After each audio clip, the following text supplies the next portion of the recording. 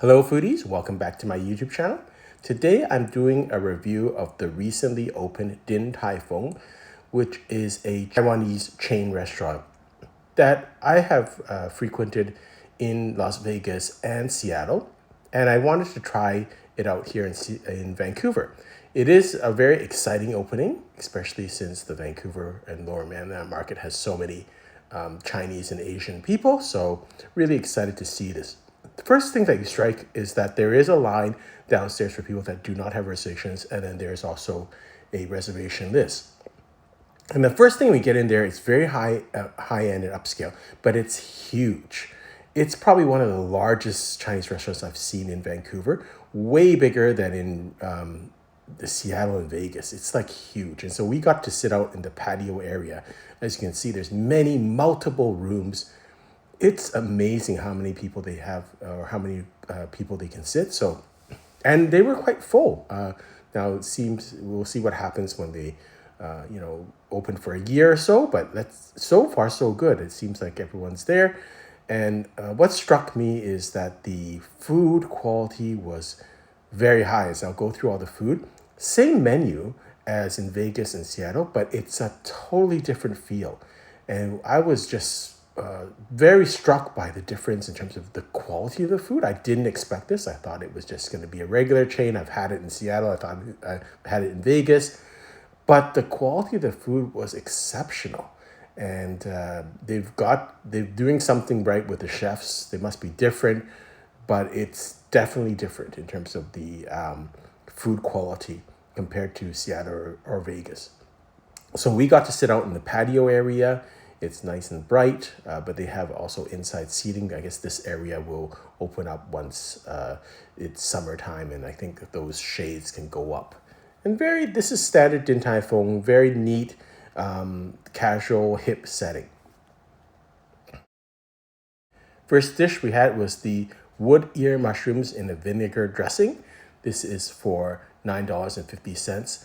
The nice thing here is they also label on their menu things that are gluten-free, vegan, or vegetarian. And there's quite a few dishes that are gluten-free and vegetarian and vegan. So that's really nice for the options. Love this. Very fresh, good, vinegary, acidic feel to this. Texture of the mushrooms is great. Very traditional Taiwanese dish, but really well made. Next, this is the sweet and sour pork baby back ribs. And this is still considered an appetizer version, very small, light bites. We shared all our dishes family style. It was great to just get a bite of each thing. This is $17.50. Still thought it was a good dish. The English translation is a little bit different. It's not actually sweet and sour pork. It's kind of a different traditional spin on it. So it's not the Cantonese style sweet and sour pork. It doesn't really translate from Chinese very well. But I really like this. And again, the tanginess, and the sweetness and the tanginess of the baby back ribs was really good, and it was really tender. So I really enjoyed this dish. This is the cucumber salad for $9.50, gluten-free and vegan. Very simple dish, very traditional dish, but very authentic. This is exactly how I would think it should be done in any Taiwanese restaurant or Chinese restaurant in town, and very authentic, fresh, flavors are vibrant. So really enjoyed all three of the first appetizers that we had. Short video of the appetizers that we had on the plate. And then we moved to the xiaolong bao, or the Shanghai dumplings. It's funny because Din Tai Fung is known for their Shanghai dumplings, but in fact, in a city like Vancouver, I think there are places that have better xiaolong bao. The example that comes to mind is Shanghai River in Richmond. I think that's really good. So let's go through them. We had all three types that they listed. The first one is the Kurabata pork xiaolong bao. You get 10 pieces for $19.50. So one of the things I think is very good, they're actually quite small compared to most xiaolong bao that you have in town. But you get 10 pieces, and normally you only get like 6 or 8. So it's not bad. It's like $1.95 per xiaolong bao, which is not bad. I thought the taste was okay. It's not bad. It's authentic, but I think there are better places in town that serve xiaolong bao. Next, we had the vegan dumplings. You get 10 pieces for $19. And I'm not a vegetarian, but really, these were very tasty. I thought they were better than the xiaolong bao. For this one, and my friend did two really pro moves that I would give you. One is he asked for two orders of the ginger, or two plates of the ginger for each of us, so that we had double the amount of plates for the vinegar and the ginger. That's what goes with the xiaolong bao, and we had so much xiaolong bao, so that's good thing to have extra plates of that ginger. And then two, he asked for hot sauce, which really made the vegan dumplings and some of the other dishes really stand out. So this with some hot sauce was like spectacular. Short video of the braised beef noodle soup for $22.50. This was very tasty also, and a bit of hot sauce. It's excellent. And then for the greens, we had the Taiwanese cabbage with garlic for $17. Really fresh. You can even tell from the picture. It's quite fresh. There is quite a bit of garlic and oil on this, so it's not probably the most healthiest dish, but it's delicious. Next, we had the shrimp and curabata pork pot stickers for $15.50. You get 5 pieces, so it's kind of a flat sheet, but if you turn it around, you get 5 pot stickers. It's kind of a neat design. Left-hand side there's kind of a vinegary, almost Japanese type ponzu sauce that goes well with this. So they use a lot of Din Tai Fung. They use a lot of curabata pork. So what is the deal with curabata pork? It comes from Berkshire, England.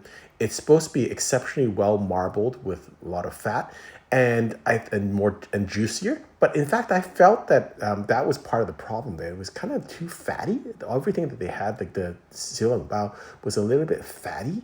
It didn't have enough substance in terms of the actual meat content compared to regular xiaolong bao that you have at other restaurants. So I'm not sure if that's a positive, and I really couldn't taste it that well. It's supposed to be called the wagyu of pork, but in the xiaolong bao and this kind of dumplings, I think it gets lost because you have to mix it with other ingredients. Another short video of our dishes. And then next we had the fried pork chop noodle soup for $21. I don't know if this was kurabuta pork, but I thought it was quite tender, and it wasn't that fatty, but it was very tender, and I really enjoyed the pork in this dish. Another couple of videos on our table. Service standard was very high, and it's quite authentic. They have people that can speak Chinese also there. So a very friendly service and very efficient. So this is the second xiaolong bao we had. This is the chicken xiaolong bao. It's $19 for 10 pieces. It's a little weird to have chicken xiaolong bao. Chicken, the texture is a little bit drier and it's not as fatty. So I know I'm being picky here when I say the kurabuta pork is too fatty and then this is too lean. But I would, of the three, I think I enjoyed this the least of the three. We had the shrimp fried rice for $21. Looks very tasty. A little bit oily, but that's a good oily, that's how you get the taste of it. Beautiful with a little bit of chili sauce, and it tasted decent, I would say. It was not one of my stronger dishes, but it wasn't bad at all either. This is another video of our table.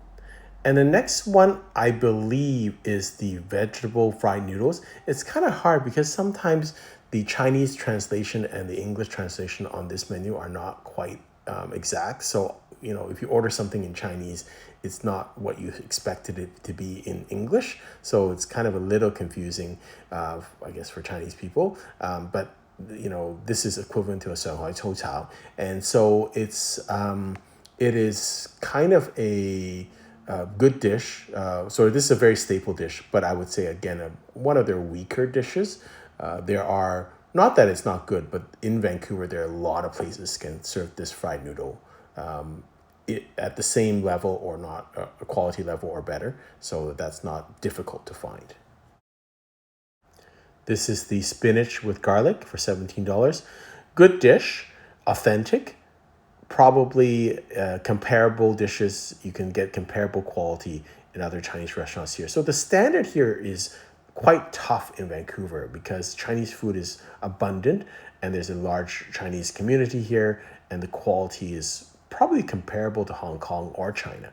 So to actually be authentic and survive with the Chinese market here is very difficult. And so I thought they did a very good job in terms of the quality of food.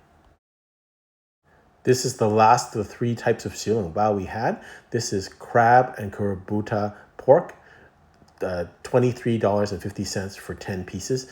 I like this the most. The crab, there was crab inside. We looked inside the dumpling. There was, actually, you could see the crab. And I thought the crab helped out with the fattiness, gave a little more texture to the kurabuta pork, which I thought was a little bit kind of slippery and oily and fatty, but the crab kind of gave it a little bit more substance and texture. So I actually like this the best of the three siu bao that they had. Next is a very nice dish. This is the shrimp and kurabuta spicy wontons. You get 8 pieces for $18. I really like this dish. I'm not a big spicy person, but the intensity of flavors was so nice and so appetizing. The spiciness was a real nice heat. And I think in eating all these dumplings with kurabuta pork, to me, it needs something else. The kurabuta pork by itself is too fatty. And when you pair it with some shrimp or some crab, it gives it a little bit more substance and texture. And I like that a little bit better. All in all, very, very good restaurant. I was surprised. This is very authentic in my opinion to any Chinese restaurant. There are some real winners here. Surprisingly, some of the siu bao, which they're known for, is okay. I think it's decent, but there are places that are better. I think some of the noodle dishes and rice dishes, there are places that are better, although these are good, but some of their dishes are quite exceptional, as I've outlined. So I'm going to actually recommend this restaurant, and I do believe it should be recommended in the Michelin Guide for Vancouver. Hope you've enjoyed this video. Until next time, happy eating.